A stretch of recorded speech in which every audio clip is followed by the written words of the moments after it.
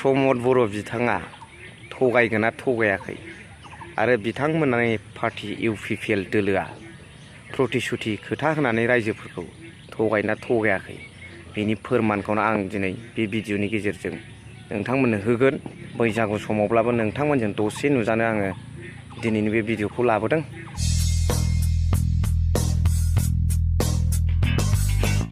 So hello everyone, once again welcome back to the channel. दिनैनि गोदान video नोंथांमोन बयखौबो गोसो गोथारै बरायदों, लोगोसे आसा खालामो इसोरनि अननायाव नोंथांमोन बयबो मोजां दं। बयबो पिकनिक जानायनि बेस्थ' नङा होमबा? होमब्लाबो फुङाव सिखारनानै नोंथांमोननिसिम आङो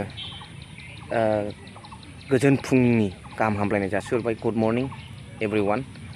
स' थांनाय बिटिसि इलेक्सन फोसावदिं मेलावहाय इउपिपिएल दोलोआ जेनेकुवा रायजोर असरत गय पेलाय प्रतिश्रुति दिছিলে সেইটো আজিলৈকে পূৰণ কৰিব পৰা নাই।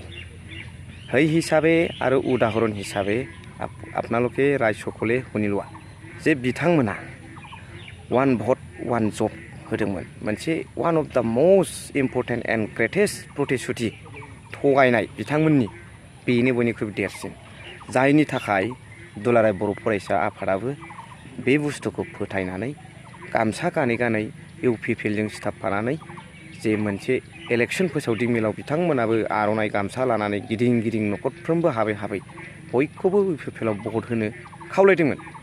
जानो हागौ बिथांमोना मिलि जुलि खालामनानै मावदों ना थगायजादों दुलाराय बर' फरायसा आफादा, आं बेखौ मिथिया आरो बुंनोबो हाया। नाथाय रायजोफोरखौ बिथांमोना बे रोखोम खोथाखौ होगैमारदोंमोन। बिनि फोरमान आरो भिडिअ क्लिप्सआ जोंनाव दं। आरो बिथांमोना वान भट वान जबखौ होनो होननानै बुंमारथारदोंमोन।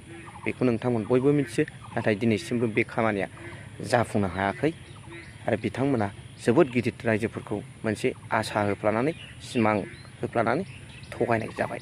मस्ट इम्पर्टेन्ट फेलार अफ द इउपिपिएल गभर्नमेन्ट।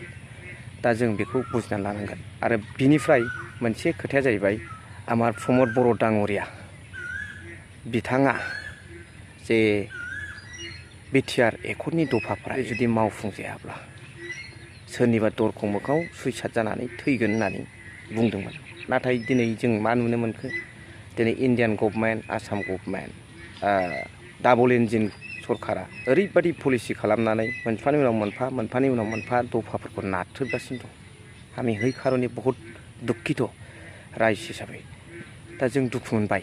दा दिनै बिथाङा थैनायखौथ' जोंबो लुबैया, बिथांनि सुइसाइड जानाय सोरबा दुलाराय बर' फरायसा आफादनि ओंखारफानानै भुल एखमबा राजनितिकजों दुलाराय बर' फरायसा आफादा सिथाबथारनाय बेखौ जों लुबैया। निउट्रेल आफाद, बयनिबो आफाद, आंगो आफाद हिसाबै बेबादिनो थाथों बेखौ जों लुबैदों। नाथाय दिनै जों मा नुनो मोनखो?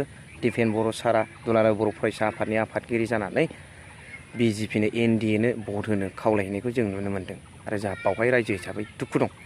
आरो प्रमद बर' साराबो गावनि जे भुल खामानि मावफ्लांनाय बुंफ्लांनाय खोथा होनायफोरखौ बुंथिनानै निमाहा बिजाबाबो रायजोनाव बुंथिनानै लानानै भुलखौ सिखार लायोब्ला बेयावबो मोनसे रिकनस्ट्राकसन जाफिननायनि सुबिदा थायो।